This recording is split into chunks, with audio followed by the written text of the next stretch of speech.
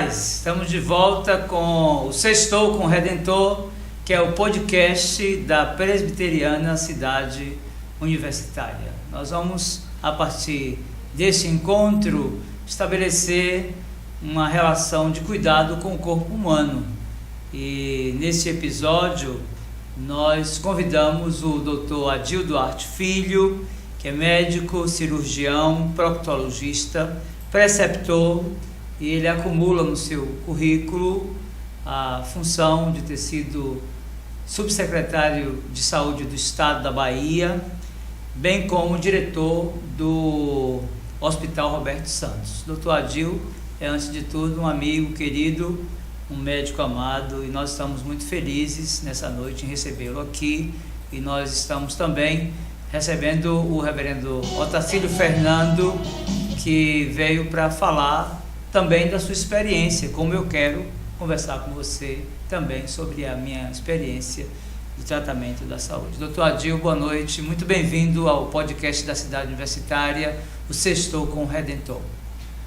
Boa noite, pastor Adilson, boa noite ao pastor Fernando e a equipe aqui de apoio, também ao público que eventualmente estiver nos ouvindo.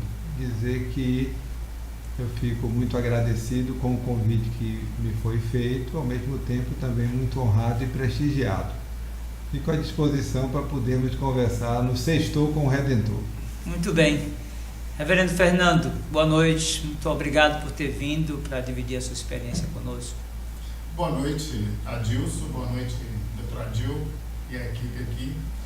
Bom, vamos lá, vamos compartilhar um pouco dessa fase vencida da vida, né? Vamos conversar aqui e seguir com esse cuidado com a saúde. Muito bem, nós vamos falar sobre o março azul marinho, que trata do cuidado com o sistema gastrointestinal. Doutor Adil, que campanha é essa e qual o objetivo do março azul marinho? Bem, na modernização, do tratamento das doenças de uma forma geral, no caso específico do câncer, foi necessário que nós também modernizássemos as nossas ações. Então, o Março Azul Marinho é uma ação que visa a lembrança, que visa chamar a atenção da necessidade da prevenção e do tratamento do câncer de intestino. Em várias estatísticas mundiais e também nacionais, o câncer de intestino hoje ele ocupa uma variação de terceiro a quarto lugar na sua prevalência. E sendo o terceiro ou quarto câncer mais prevalente nas pessoas, que mais afetam a saúde das pessoas, é necessário uma campanha que chame a atenção para o tratamento desta enfermidade, principalmente no que se diz respeito à prevenção do câncer de intestino. Então, ações como essa são ações que buscam, como eu disse, a modernização no tratamento e a prevenção das doenças. Hoje é a melhor forma de você tratar de sua saúde. Muito bem. Nós estamos aqui no Sextou com o Redentor, que é o podcast da Cidade Universitária. Pedimos a você para fazer inscrição no nosso canal e curtir o nosso conteúdo e compartilhar, e sobretudo um conteúdo como este, que visa prestar um serviço de utilidade pública, já que nós vamos falar um pouco sobre o cuidado com a saúde. Nós que somos leigos, que não temos muita compreensão de como as doenças se manifestam, geralmente pensamos que o câncer é uma doença que cumpre uma agenda genética, se manifesta através da sua ascendência, pelo menos é o que se fala para nós que não conhecemos, mas é também uma doença oportunista. Doutor Adil, quais os fatores de risco para o câncer de intestino? Bom, como bem o pastor já adiantou, nós temos dois grupos que nós poderíamos dizer, dividir em dois grandes grupos os pacientes que podem vir a desenvolver o câncer coloretal. O primeiro grupo é aquele grupo de pessoas que têm na sua família, né, que tem parentes em primeiro grau, pais, primos, irmãos, que possam ter tido uma história de câncer coloretal. Essa proximidade, esse parentesco com pessoas que tiveram esse tipo de doença, colocam essas pessoas num grau mais elevado, num risco mais elevado de desenvolver o câncer coloretal. Existem também pessoas que são portadoras de algumas doenças intestinais, como a doença inflamatória intestinal, uma polipose adenomatosa familiar, que são doenças que acometem o intestino e que tornam essas pessoas com um risco maior de desenvolver o câncer coloretal. Afastado a questão genética, afastado as questões relacionadas aos parentescos e essas doenças específicas, como eu aqui citei, nós temos aquelas pessoas que são expostas, né, ao ambiente como um todo. Então nós sabemos hoje que a obesidade, nós sabemos hoje que a ingesta de carne vermelha, não é? A diminuição da prática de atividades físicas são fatores que podem levar, principalmente a ingesta de carne vermelha, à formação dos pólipos intestinais, que são lesões benignas, mas que, se não identificadas e retiradas, podem se transformar em câncer. Então, as orientações gerais que nós poderíamos dar para este grupo, para aquele grupo que não tem história familiar e nem tem nenhuma doença específica do intestino que seja fator de risco para o câncer, é ter uma dieta mais rica em fibras, uma dieta com uma ingesta menor de carne vermelha, uma dieta mais rica na ingesta de líquidos, né? A possibilidade de fazer atividades físicas regulares e controle da obesidade. Isso é o que a gente diria para as pessoas de uma forma geral. Entretanto, temos que lembrar também que o câncer de intestino, ele guarda uma relação com a idade da pessoa.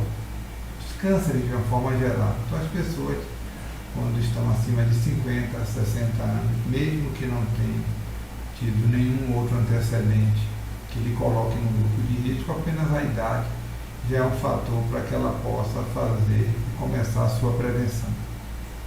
Muito bem. Parece que essas informações, elas demandam contra a sociedade, né? O que é uma ingesta absurda de carne vermelha, né? Parece que as pessoas vivem uma ambientação com o sedentarismo. A atividade física nesse mundo corrido nem sempre é possível.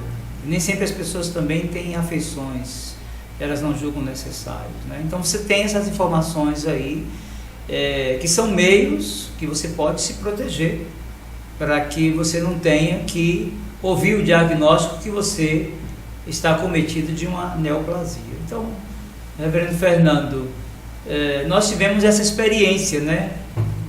Recebemos o diagnóstico de um câncer coloretal. Eu acho que é um momento para a gente falar um pouco sobre isso, desmistificar algumas coisas, né? Primeiro, porque nós estamos tratando aqui, do ponto de vista cristão, de uma patologia.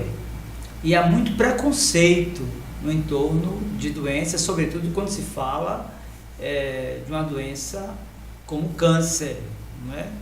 Então há pessoas e uma teologia que ensina que um cristão não pode adoecer. Há pessoas que vão dizer que, tendo adoecido, o recurso para que você alcance a cura da sua patologia é a oração e não o tratamento. Então você está diante de um cenário muito difícil, inclusive para pessoas que eventualmente estão em igrejas que escutam essas mensagens, pessoas que associam, por exemplo, uma patologia ao pecado, não é? A gente já sabe, pela própria poesia dos Hebreus, que esta foi a metodologia dos amigos de Jó. A proporção que Jó sofria, né? E foi um sofrimento muito vil, os seus amigos o acusavam de estar reservando alguma espécie de pecado. De fato, do ponto de vista da teologia, nós sabemos que as patologias elas foram geradas a partir da queda. E tudo que há de sofrimento humano, do ponto de vista teológico, tem relação com o pecado. Não o pecado factual, mas o pecado original. Então, assim, primeiro, dizer para você que está nos ouvindo nesse podcast, onde nós estamos tratando sobre o março azul marinho, e você que é cristão, você que é cristã, que é muito comum que crentes também sofram com doenças, não é? Estamos aqui em 2 pastores que precisaram tratar um tumor no intestino e que passaram pelo mesmo processo que outras pessoas passam, fazer radioterapia, fazer quimioterapia, fazer uma cirurgia, carregar uma bolsa de colostomia durante um tempo, aguardando com expectativa a reconstrução do trânsito intestinal. Então, reverendo Fernando, fala um pouco da sua experiência e como foi ouvir o relato de que você estava com um câncer de intestino. Bem, a gente fazendo exames de rotina, fiquei muito preocupado quando eu fiz minha primeira colonoscopia e saí com material para biópsia. Então eu estranhei demais que tinha que fazer uma biópsia. Eu digo, mas tem que fazer uma biópsia depois da... Não era só fazer o exame, sem entender nada. Eu digo, não é possível, alguma coisa está errada. Fui, levei o material para o laboratório, fazer a biópsia, já achando que realmente ia se constatar o que de fato foi verificado. E eu tinha que comunicar isso à família, então eu segurei a onda ali e digo, o que eu vou fazer agora? Eu estou com câncer, eu vou morrer. Bom, tinha que segurar a onda, tinha que comunicar à família, e durante uma semana eu fiquei pensando o que eu ia fazer com o exame guardado na mão, a consulta marcada, e minha esposa teria que dessa vez ir comigo para essa consulta, porque é onde seria dito, revelado, instruído. Então eu comuniquei a ela e tive que ampará-la, porque também pensou que era o fim. E então passamos a partir dali a todo o processo de tratamento dentro das possibilidades que tínhamos, e graças a Deus seguimos com todo o tratamento, e cirurgia, bolsa de colostomia, reconstrução do trânsito intestinal, e estamos aqui nessa caminhada na fase de acompanhamento, né? Muito bem. Eu acredito que é bom que se diga que qualquer tipo de patologia você trata com fé, não é? Acreditando que Deus, que é soberano, que é médico acima de todos os médicos, Ele pode restaurar a sua saúde. O que não se pode, não se deve, é anular o valor da ciência, porque Deus deu a capacidade ao homem para que ele seja o seu agente. E ele não somente cura pela oração, mas cura pelo remédio, pelo ato cirúrgico, às vezes traumático, tão difícil, mas é o caminho também. Não é importante que você que está ouvindo, que está acompanhando esse podcast, esse bate-papo sobre o março azul, sobre câncer coloretal, quem sabe que esteja acometido, acometida, ou que tem alguém na família, saiba que existe tratamento e que Deus usa não somente a sua oração, mas também os médicos, os hospitais e todo o aparato que Ele mesmo criou e a capacidade que Ele deu ao ser humano para tratar as doenças mais difíceis, não é? Então, bem, geralmente a doença começa a sinalizar que ela está chegando, não é? São chamados sintomas. A pergunta é a seguinte, doutor Adil: é possível identificar esse tipo de tumor através de sinais que alterem o funcionamento do sistema digestivo? O que é mais comum quando uma pessoa está desenvolvendo um tumor no seu sistema gastrointestinal? Então, essa pergunta foi bem oportuna e ela deve deve ser valorizada, e principalmente nas pessoas do mundo atual, né? Falávamos aqui há pouco da vida que nós temos hoje em emergência, né? Não temos tempo para nada, às vezes não temos tempo nem para se alimentar direito ou fazer aquelas atividades que deveriam ser atividades rotineiras, atividades costumeiras no dia a dia da gente. E as pessoas, às vezes, dentro disso, começam a apresentar algum tipo de sintoma, algum tipo de alteração, que elas habitualmente, pelo corre-corre do dia a dia, elas às vezes menosprezam. Em relação às doenças do intestino, o que nós temos que lembrar que os sintomas eles estão relacionados a uma mudança do hábito intestinal. Então, pessoas que de repente tinham um intestino que iam todos os dias, né? Tinha evacuações, tinham dejeções diárias, e ele passa a ter uma alternância, passa a ficar um dia, depois passa a ficar 2 dias, depois ele passa a ter uma alteração na consistência das fezes, a presença de fezes mais diarreicas, às vezes cólicas abdominais, né? Às vezes a eliminação de mucos junto às fezes, ou então uma situação mais crítica, né? Que já é uma fase um pouco mais, digamos assim, que denota um pouco mais de avanço do problema, quando começa a apresentar sangramento nas fezes.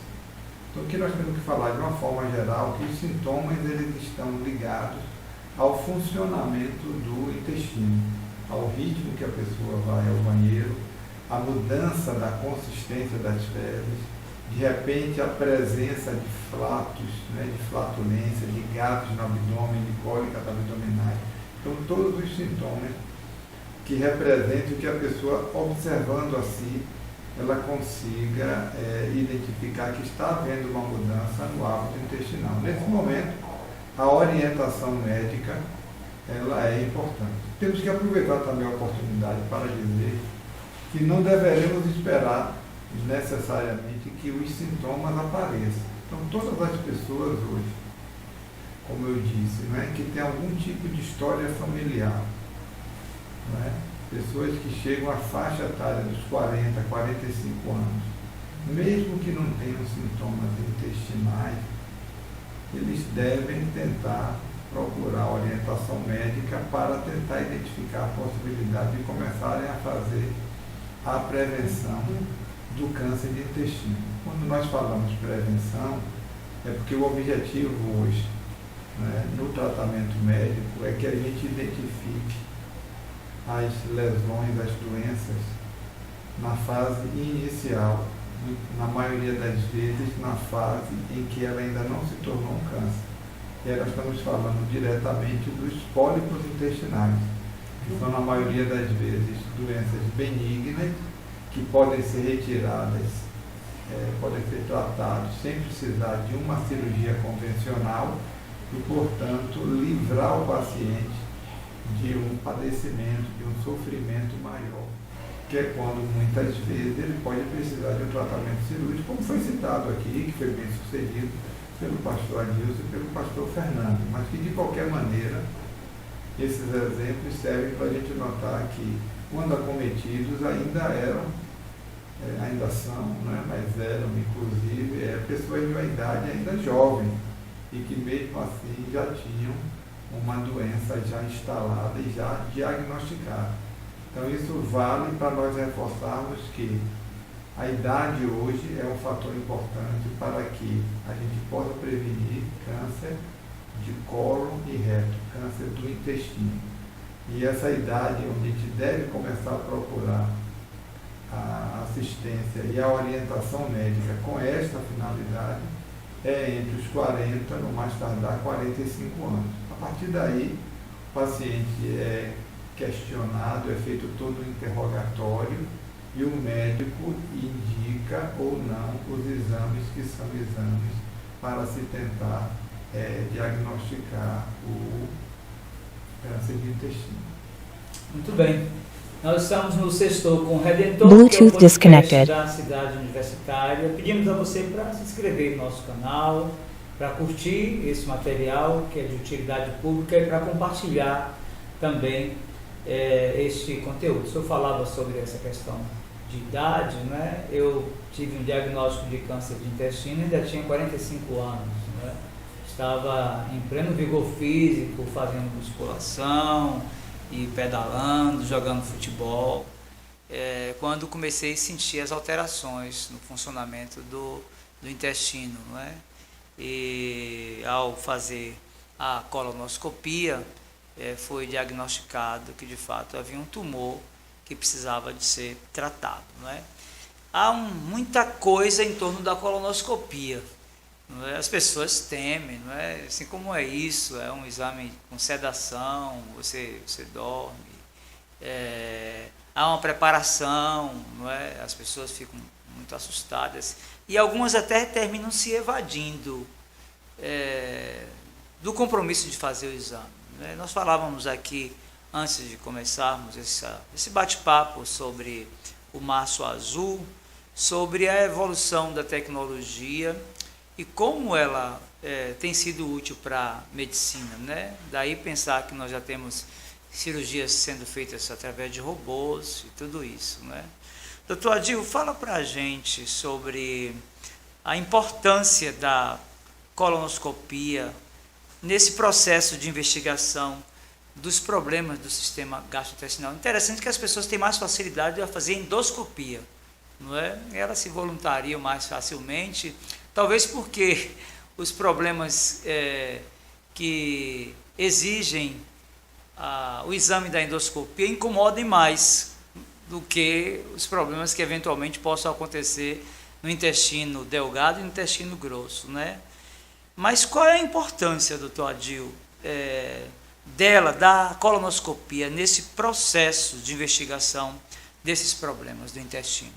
Bom, então vou aproveitar a observação que o pastor fez e dizer assim, normalmente as pessoas fazem mais a endoscopia porque é um exame mais rápido e exige normalmente um sacrifício menor para o paciente quando se trata do preparo para fazer o exame da endoscopia digestiva alta, o exame do estômago.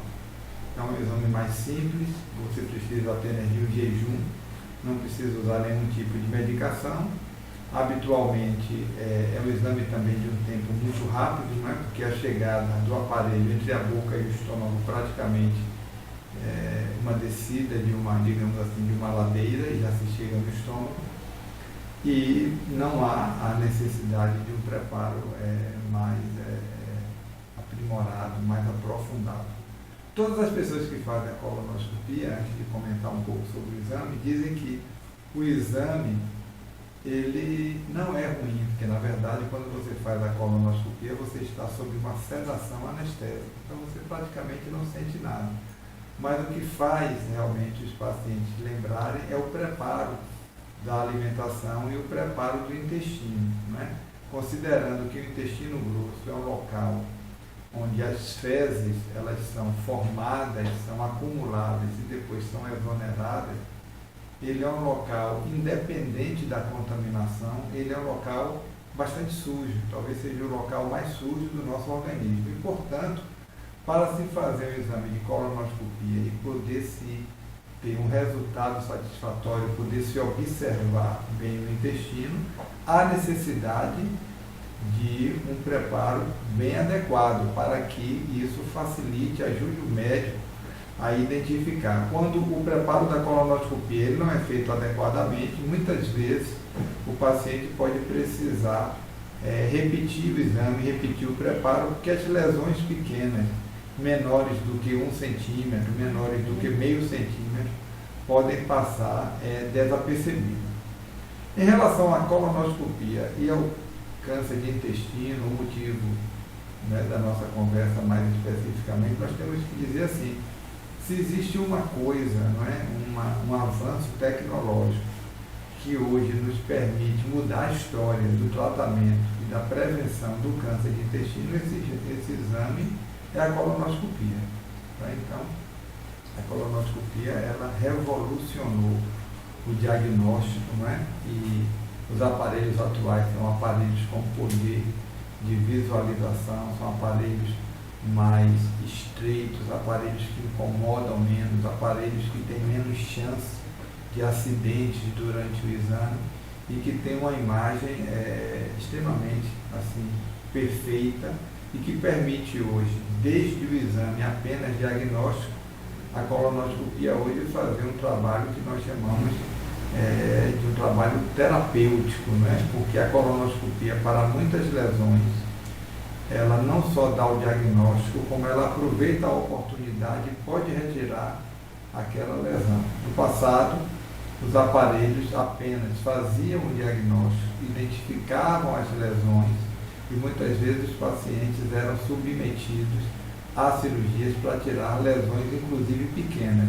Com o evoluir da tecnologia, foram se fabricando, né, se idealizando instrumentos que permitem, durante uma colonoscopia, o paciente aplicar clipes, o paciente fazer ressecções de lesões de até 2 centímetros, né?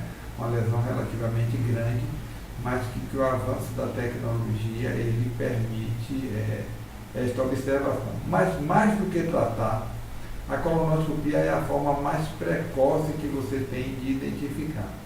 Por isso que hoje o trabalho no Março Azul, ele é um trabalho muito mais voltado para os pacientes que não estão sentindo nada, para os pacientes que têm poucos sintomas, do que propriamente para os pacientes que já têm alguns sintomas. Quando o paciente começa a apresentar os sintomas intestinais, eles têm que fazer o exame, mas certamente eles já passaram do momento que seria o momento da prevenção mais adequada. Então, por isso que nós precisamos fortalecer que a idade a partir dos 40, 45 anos é uma idade extremamente importante do paciente procurar o seu médico, né? Seja no posto de saúde, seja no hospital, seja no consultório médico, qualquer que seja a área, e conversar sobre o assunto, para que ele possa ter assim, a orientação mais adequada para aquele momento.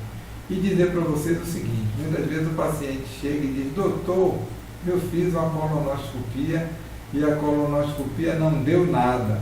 Então, nesse momento, ele tem que realmente agradecer a Deus que fez uma colonoscopia e que naquele momento a colonoscopia não deu nada. E aproveitar aquela oportunidade e aquele momento de se preparar para a próxima colonoscopia. Porque seria ideal que ao longo da vida dele, ele pudesse fazer 3, 4, 5 colonoscopias e todas elas virem normais. E aquelas que eventualmente tiverem algum tipo de alteração que possa ser, durante a colonoscopia, ser resolvida. Então isso aí é uma coisa extremamente importante que depende muito assim, da conscientização e da participação do paciente. E falando como pastor, né, embora eu não seja um conhecedor profundo, né, mas existe uma citação bíblica, né, onde há um retorno para nós seres humanos, onde diz: faça por ti que eu te ajudarei. Então, a oração é importante, mas é importante também na base do conhecimento científico, da experiência já acumulada e de tudo que nós evoluímos em medicina, que os pacientes eles procurem fazer a sua parte, né, para que o restante a gente deixe para que o nosso Deus nos ajude, mas temos que fazer a nossa parte, sem dúvida nenhuma. Muito bem. Essa fala sobre a colonoscopia, doutor Adil, ela é motivadora, não é? Porque, imagine só, não é? É um exame que pode evitar que uma célula se torne uma neoplasia. Os pólipos, eles podem ser retirados, inclusive, com recurso do próprio exame. Olha quanta coisa você pode evitar, abrindo mão do preconceito, né, e do medo também, para encarar na idade própria o exame para a conservação da sua saúde. Do ponto de vista cristão, isso para nós é um desafio, não é? Porque nós temos um conceito de que o nosso corpo é a morada de Deus. No conceito teológico, nós somos o santuário da morada do Altíssimo, não é? Então, se você é cristão, chegou na idade própria, você deve procurar cumprir essa agenda que é produto de pesquisa. Se a medicina chegou à conclusão que a idade própria agora é entre 40 e 45, você pode evitar muita coisa. Por exemplo, a minha experiência, né? Eu tive diagnóstico de câncer de intestino com 45 anos. Eu nunca tinha feito o exame de colonoscopia, né? Talvez um exame feito aos 40 pudesse ter evitado que uma célula boa se tornasse uma célula ruim e sofresse a mutação, não é? Então eu quero estimular você a buscar a prevenção, porque o que é mais interessante nesse bate-papo aqui é você ter o conhecimento de que você pode evitar um mal maior, à proporção que você atende a uma agenda que a ciência médica lhe apresenta para a preservação e conservação da integridade do seu corpo. O detalhe é que, às vezes, a experiência é como a nossa, reverendo Fernando. A gente faz o exame, não é? E quando você recebe o diagnóstico, está lá. É uma neoplasia e precisa ser tratada. A pergunta é a seguinte, doutor Adil. Após confirmado o diagnóstico, qual é a chance de cura para um paciente que vai se submeter ao tratamento? A gente sabe que existem lugares do corpo humano em que um tumor maligno ele é uma sentença de morte. Mas o intestino, pelo seu tamanho e possibilidades, ele ainda oferece ao paciente a possibilidade de que aquela área lesionada seja cortada e emendada, não é? Então, qual é a chance de cura e a forma de tratamento para quem recebe um diagnóstico, né? Você deve saber que um diagnóstico de câncer de intestino não é o fim da sua vida, não é? E o doutor Adil vai falar para a gente agora um pouco sobre isso. Bom, então, do mesmo jeito que a tecnologia, não é, ela avançou no exame da colonoscopia, no advento do próprio aparelho da colonoscopia e de outros equipamentos mais que são utilizados hoje, como eu anteriormente falei, do mesmo jeito, o estudo do câncer de intestino, ele evoluiu, né? Então, hoje, quando o paciente tem um diagnóstico do câncer de intestino, ele faz exames que nós chamamos comumente de estadiamento. O estadiamento, ele visa dar ao médico qual é o estágio, em que momento ou em que fase aquele câncer se encontra. Então, são feitos exames de imagens, né, as tomografias, as ressonâncias magnéticas, para verem o que a colonoscopia identificou por dentro do intestino, o que está acontecendo por fora do intestino. Então, para ver se o paciente já tem as doenças chamadas metastáticas, que é quando você tem a doença no intestino e, eventualmente, um fígado já está acometido, o pulmão já está acometido, ou o cérebro já está acometido. Então, o especialista na área, o oncologista, o coloproctologista, ele vai fazer o estadiamento. Esse estadiamento, ele vai definir o paciente naqueles pacientes que têm doenças apenas no intestino e daqueles pacientes que têm doenças naquele momento do diagnóstico no intestino e fora do intestino.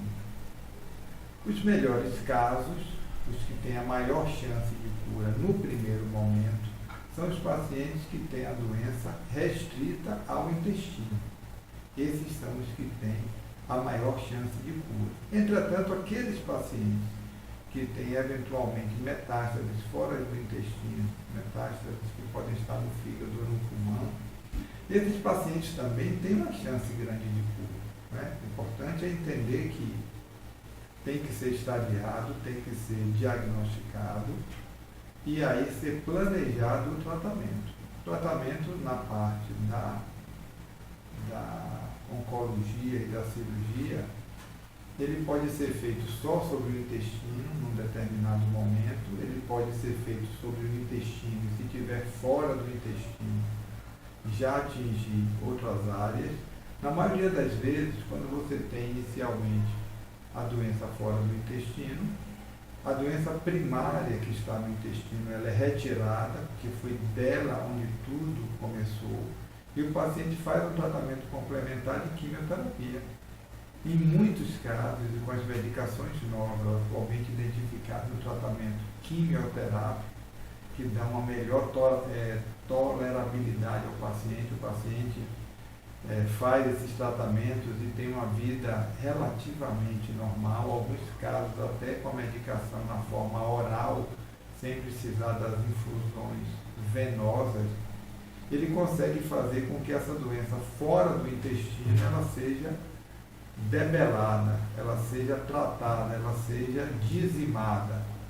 E a partir daí, aqueles locais que ainda permanecerem como áreas suspeitas, você pode fazer o tratamento local. Se existe um nódulo residual depois do tratamento oncológico no fígado, o médico vai lá, o especialista em fígado, e faz a retirada daquele segmento do fígado, ou faz uma retirada em um segmento do pulmão. Então, todas essas possibilidades existem, não é? Então, quando você tem hoje o tratamento de um câncer, a primeira coisa que o paciente tem que fazer é encarar o diagnóstico, fazer todos os exames que são necessários para estadiar e ouvir da equipe que o acompanha como será o início do tratamento. Não são poucos os pacientes que nós tivemos a oportunidade de acompanhar que tiveram doença no intestino, doença no fígado e doença no pulmão, e que foram operados ou em fases separadas, sempre começando pelo intestino, a maioria das vezes, mas depois retirando a doença no fígado e depois retirando a doença no pulmão e tendo critério de cura. Então, o fato de ter doença extraintestinal não significa que esse paciente não poderá obter a cura. Agora, a cura, não é, em medicina, além de todo o conhecimento que existe do ponto de vista estatístico, depende também muito de fatores relacionados ao paciente. Não é? Então, existem doenças, às vezes, que fragilizam mais o paciente e que ele tem ao mesmo tempo que tem o câncer. Então, nem sempre ele consegue ser submetido a todo o tratamento, a quantidade de drogas que tem que ser usada, porque ele tem outras doenças que podem interferir na sua resposta. Mas isso é uma coisa que vai sendo definida na medida em que o paciente faz o tratamento, né? Então, muitas vezes, o paciente recebe a notícia de que vai precisar fazer uma quimioterapia e procura o cirurgião e questiona o cirurgião se ele deve fazer a quimioterapia porque tem um conhecido, tem um parente que fez a quimioterapia e a quimioterapia foi um horror e que disseram que inclusive a quimioterapia piorou um pouco a evolução da doença. Então eu queria dizer que isso tem muito misticismo nisso aí. Na prática hoje que nós temos, o paciente deve ter a equipe oncológica de oncologia clínica para começar o tratamento e ele observar a sua resposta. Não é? Já se acabou aquela fase em que o paciente fazia alguns tratamentos fora o tratamento cirúrgico e que isso deixava o doente extremamente debilitado. Nós não temos mais essa realidade, não é? Houve evolução nas drogas, nas substâncias que são muito mais toleráveis para o paciente. Então, do ponto de vista do tratamento e da cura, eu quero deixar claro o seguinte: se a sua equipe médica, composta pelo cirurgião e pelo oncologista clínico, está lhe apresentando algum tipo de medicação a ser utilizada, é porque esta medicação poderá trazer benefício e trazer a cura para você. E você tem que apostar nisso aí e deixar com que o tempo é que defina qual vai ser a resposta que o seu organismo vai poder apresentar. Mas acreditar que a possibilidade de cura existe. Muito bem. Isso é um podcast para renovar sua esperança e suas expectativas de vida. Eu aprendi muito a proporção que eu tratava a saúde, Fernando, doutor Adil, a viver um dia por vez, não é? Deus ia me acrescentando, como vai até hoje, um dia por vez, não é? Deixar as expectativas de meses para frente, de anos para frente, porque a gente não sabe assim. A Bíblia nos mostra que para você morrer, você não precisa adoecer. Tem pessoas que morrem, inclusive, sadias, muito sadias, né? Ou seja, você só vai morrer um dia mesmo. não é? Então, se você tem a possibilidade de tratar, trate. Se a sua equipe está indicando, faça, né? Eu, por exemplo, tratei quimioterapia de forma oral. E depois da cirurgia, quando eu estava usando ainda bolsa de colostomia, eu tive uma vida perfeitamente normal. Inclusive, voltei para o interior, para o meu trabalho, e não abdiquei de absolutamente nada. Não sei, eu acho que foi essa a sua experiência também, Fernando. Sim, durante todo o tratamento eu tive uma vida normal. O que levantava assim, da parte das pessoas um estranhamento, né? O que está acontecendo? Será que realmente ele está assim? A gente, claro que a gente se esforçou, foi bom para a cabeça, né? Foi bom para a gente tocar o barco, seguir a vida, e tivemos sim um tempo de tratamento com as atividades normais, o mais que pudemos, quanto a gente tentou e se esforçou para viver assim. O próprio uso da bolsa de colostomia traz alguma limitação, mas não impede ninguém de viver, não é? Me lembro de uma jovem, uma menina, que fez uma cirurgia de amputação, no período que eu estava tratando a saúde, e ela fazia dança do ventre. Não é? Foi um exemplo que a doutora que estava cuidando lá da gente deu para a gente, falando sobre o uso da bolsa, não é? Ou seja, teve o diagnóstico, está confirmado que tem a patologia, não decline, não é? Não abra mão da sua vida, da sua família, continue vivendo e viva um dia por vez, já que há meios e formas que você poderá ser tratado, sobretudo você que é cristão, não é? Continuar firme na esperança de que o Jeová Rafá, que é o médico acima de todos os médicos, o Deus que cura, poderá curá-lo, inclusive utilizando a quimioterapia, a radioterapia e também a cirurgia. Eu fiz a quimioterapia oral também, o tratamento antes e depois, antes com a radioterapia e depois somente a quimioterapia, e durante todo esse período a gente manteve as atividades normais, na medida do possível. Óbvio. Muito bem. Gente, vocês estão aqui conectados no canal da Presbiteriana Cidade Universitária, nosso podcast, que é o Sextou com o Redentor. Nós estamos conversando com o doutor Adil Duarte Filho, cirurgião, proctologista, um homem que tem usado a sua vida para cuidar de outras vidas, né? Nós somos dois exemplos mais próximos de pacientes do Dr. Adil, e estamos muito felizes em tê-lo conosco. É uma honra para nós, da Igreja Presbiteriana Cidade Universitária, poder conversar um pouco com o Dr. Adil e também com o Fernando, das nossas experiências, para infundir em você esperança, expectativa de que a vida continua e que Deus tem provisão para você e para a sua casa. Mas bem, eu acredito que nessa sociedade desigual que nós vivemos, Dr. Adil, um dos grandes problemas, e talvez o senhor possa nos apresentar pesquisas, né, que indiquem que a incidência do câncer muitas vezes se dá pela ausência do tratamento, né, ao sistema de saúde. Então, algumas pessoas terminam não tendo acesso pelas dificuldades naturais, por não ter um plano de saúde, ou porque o sistema às vezes trava mesmo, é muito difícil conseguir fazer o exame. A pergunta é a seguinte, doutor, como é que alguém que não dispõe de um plano de saúde hoje pode tratar o seu intestino? Quais são os caminhos, quais são as vias que essa pessoa pode encontrar para tratar a sua saúde?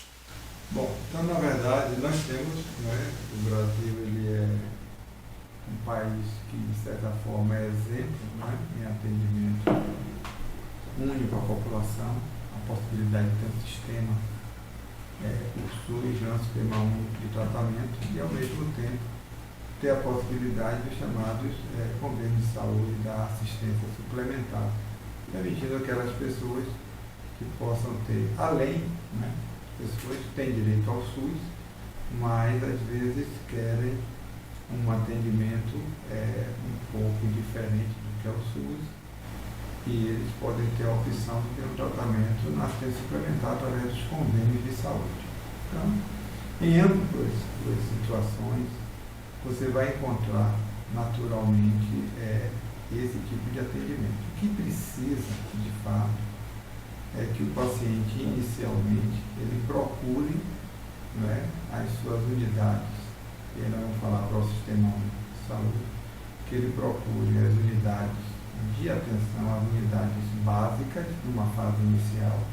E naquela fase que nós falamos aqui, que ele já tem sintomas, que ele procure as unidades um pouco mais avançadas. Se de repente na unidade básica ele não encontra a resposta, não encontra o que ele gostaria de fazer, né, ou o que ele pensa que poderia fazer. Então procurar uma unidade mais especializada, onde você tem médicos, porque a prevenção, nós estamos falando aqui enquanto coloproctologista, mas a prevenção do câncer de intestino, como da maioria das doenças, pode ser feito por vários médicos e por vários especialistas. Daí a gente tem que reforçar sempre a questão do março azul marinho, porque o objetivo é exatamente esse. É não só para a comunidade que precisa fazer a prevenção, mas também para a comunidade médica, chamar a atenção de que em qualquer área que ele esteja, a depender da queixa que o paciente chegue, ele já possa iniciar aquilo que nós chamamos em termos de prevenção. Falando em relação ao SUS, né, que seria o sistema que atende a maior parte da população brasileira, é importante saber que nós temos hoje unidades no tratamento e no diagnóstico, né? Na região da Bahia, por exemplo, que é a região que a gente mais trabalha, tanto na cidade de Salvador como em grandes centros distribuídos nas questões das áreas regionais do Estado, né? Que tem a possibilidade de fazer pelo menos o início do tratamento. Mas já existem cidades no interior da Bahia, cidades maiores, que a gente não precisa citar aqui os nomes, mas que já trabalham com a parte integrada no SUS, tanto do tratamento oncológico clínico como do tratamento cirúrgico.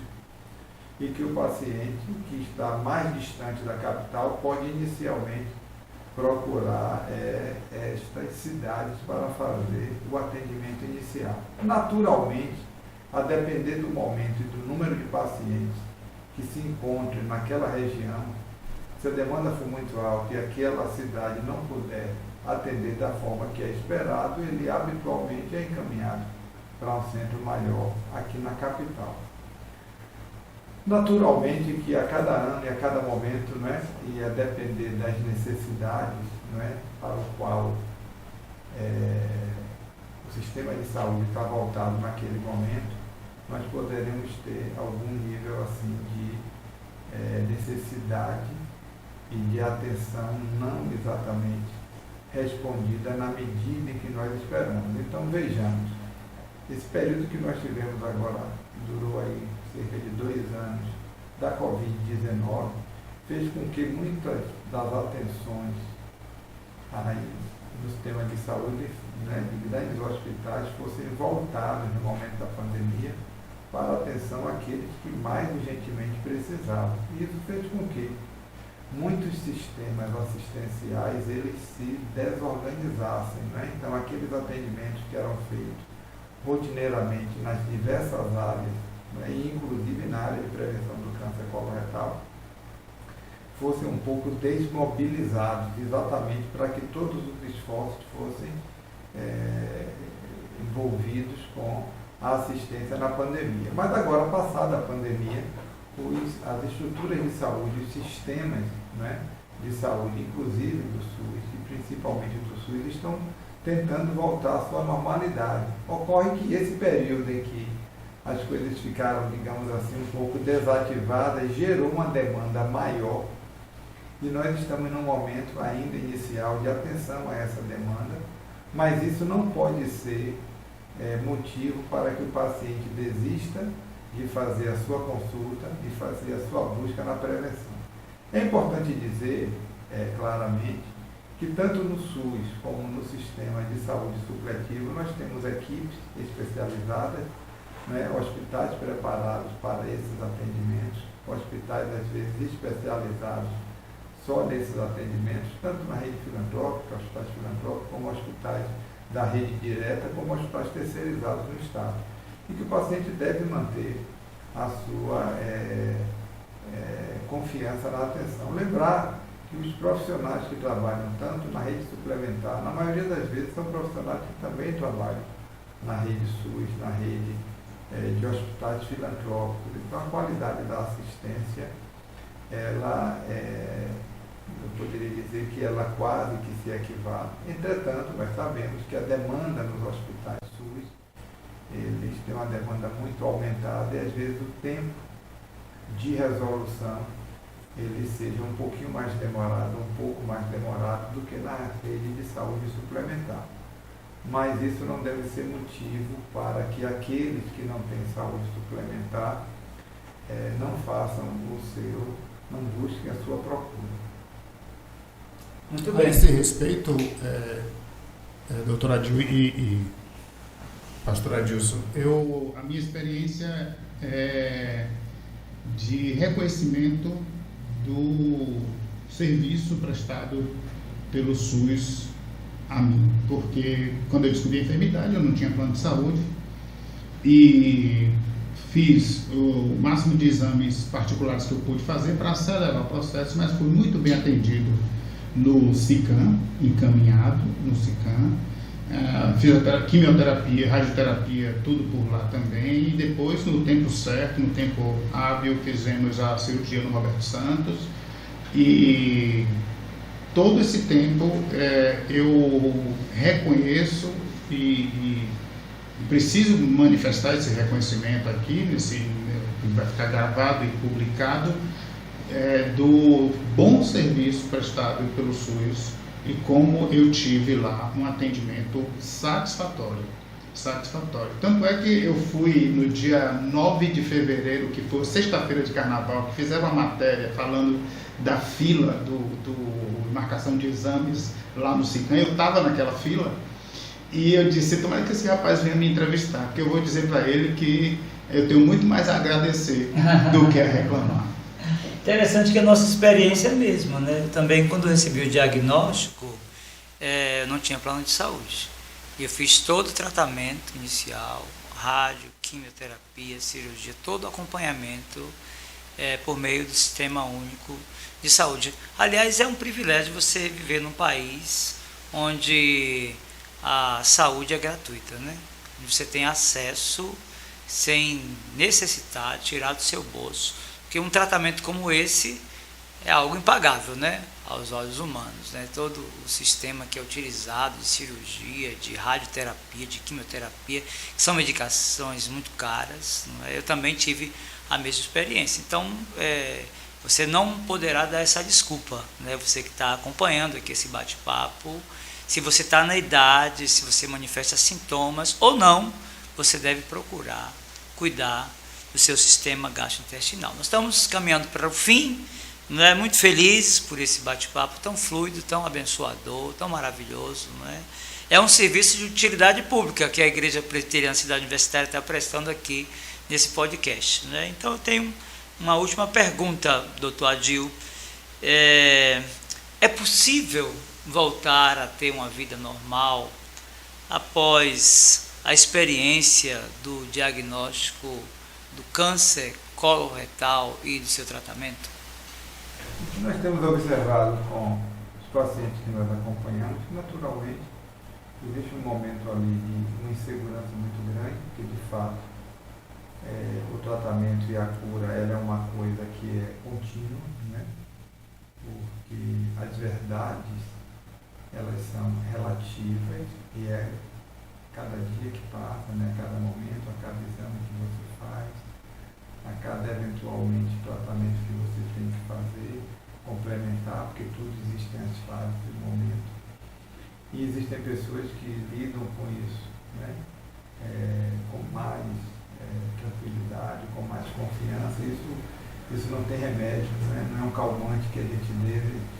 Tem um remédio que coloca, às vezes, a pessoa para dormir no momento que ela está muito agitada, mas a gente não tem um remédio para dar confiança, né? A confiança a pessoa adquire dentro dos mistérios da vida, né? Dentro das suas concepções pessoais, né? Dentro das suas concepções de vida espiritual. Isso é muito importante, porque são coisas que existem forças que elas desabrocham e a gente não sabe. Aproveitando a oportunidade, e aí, né, como eu conheço os dois pastores, um pouco, né, do padecimento que cada um teve durante o diagnóstico. Então, o pastor Adilson, por exemplo, quando nós começamos a acompanhá-lo, porque foi mais de uma equipe que o acompanhou em fases diferentes do seu tratamento, embora ele tenha se identificado muito comigo, mas eu queria dizer que foi recíproco, na condição de médico, a identificação e a admiração também que eu tive por ele, porque diante de todos os momentos e todas as fases, né, em que ele passava do tratamento, de eventuais intercorrências nas cirurgias, na própria... são histórias diferentes da história do pastor Fernando, que eu também conheço. Inclusive, ele foi atendido no SICAM, foi atendido no Roberto Santos, e quando teve que reconstruir o trânsito intestinal, foi operado em um outro hospital da rede. Né? Era um procedimento com uma complexidade um pouco menor, mas igualmente importante na sua recuperação.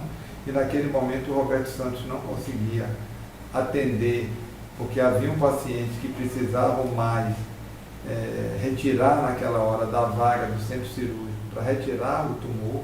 E o caso dele, existiam hospitais que não retiravam os tumores, mas faziam a reconstrução do trânsito intestinal. Então, em tudo isso, houve uma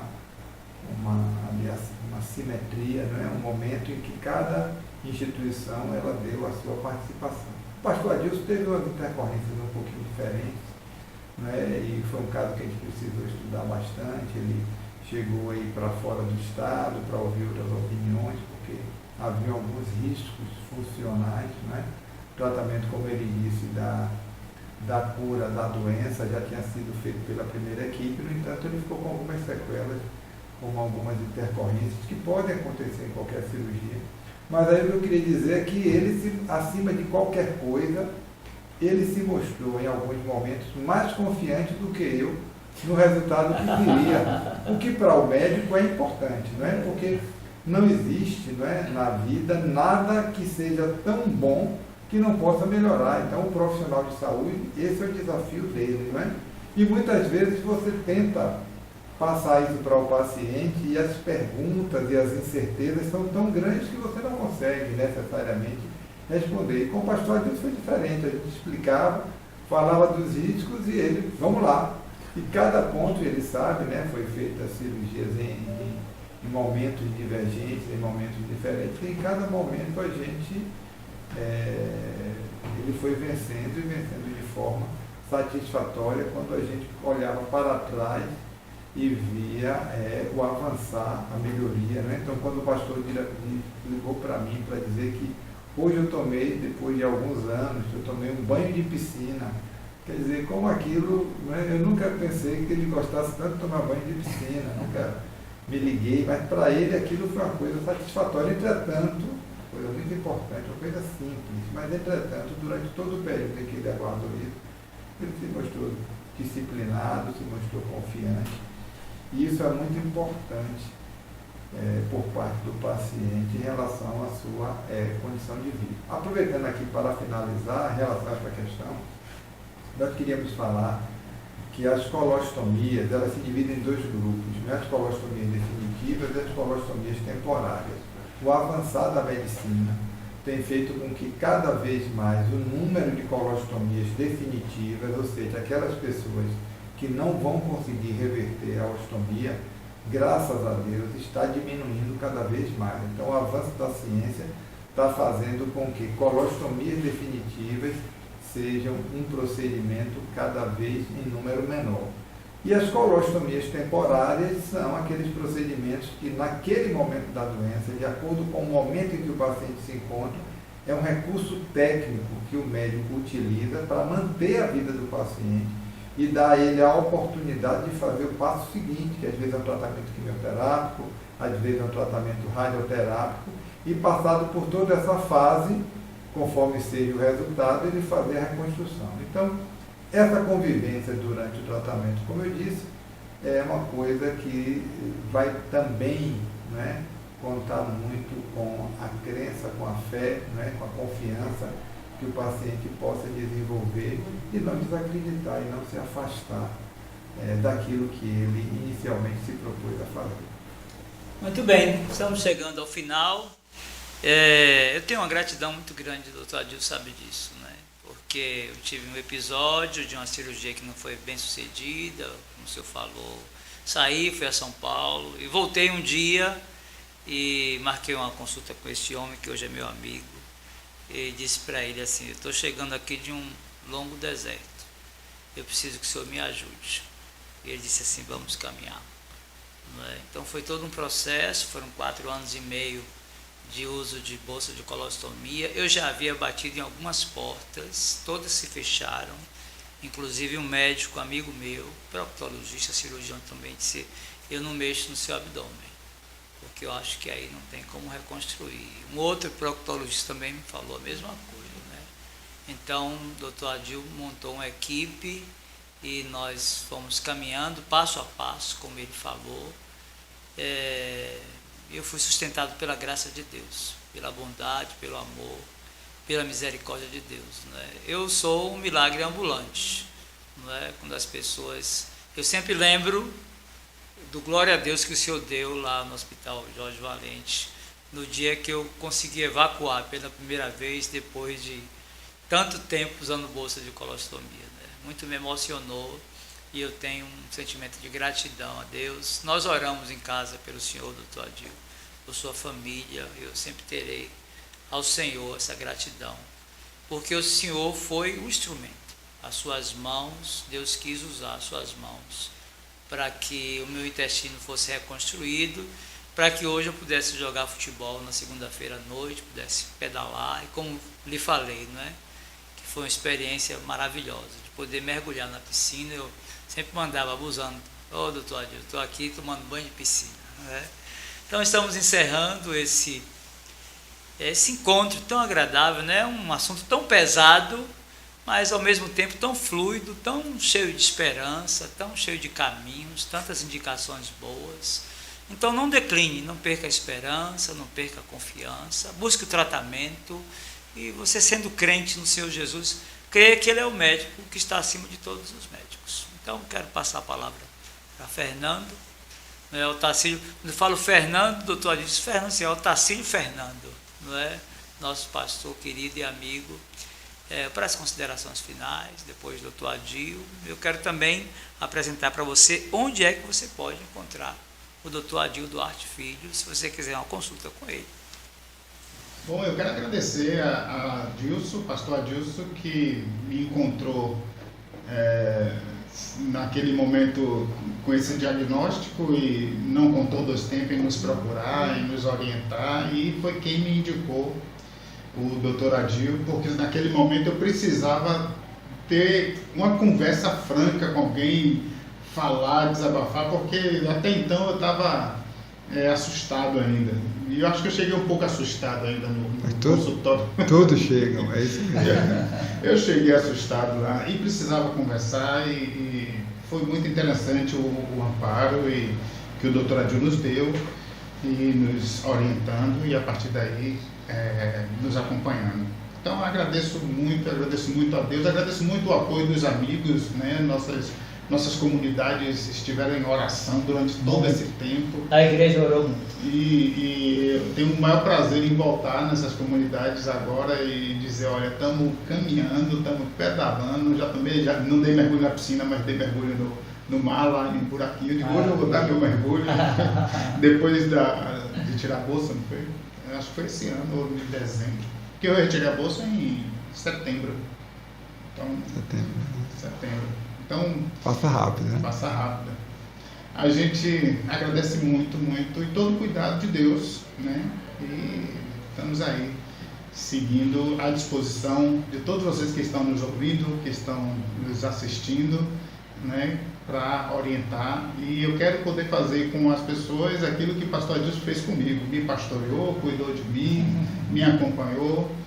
e me orientou, e eu quero poder também usar essa experiência para o bem comum, assim como o Dr. Adil tem usado sua vocação para o bem da humanidade.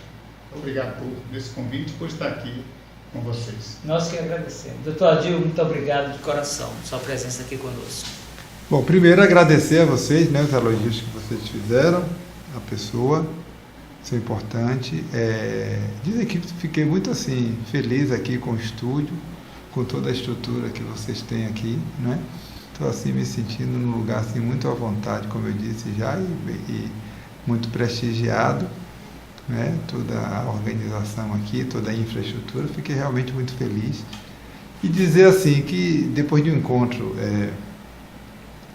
onde também, não é, a gente não pode esquecer do lado espiritual, não é, do lado religioso, do lado teológico, desejar que Deus continue abençoando o pastor Adilson, continue abençoando o pastor Otacílio Fernando, continue abençoando aqui toda a nossa equipe de apoio, continue abençoando ao público que está nos assistindo e continue abençoando a todos e a cada um de nós, porque é dele, não é? O poder, o reino e a glória para sempre. Amém. Obrigado. Amém.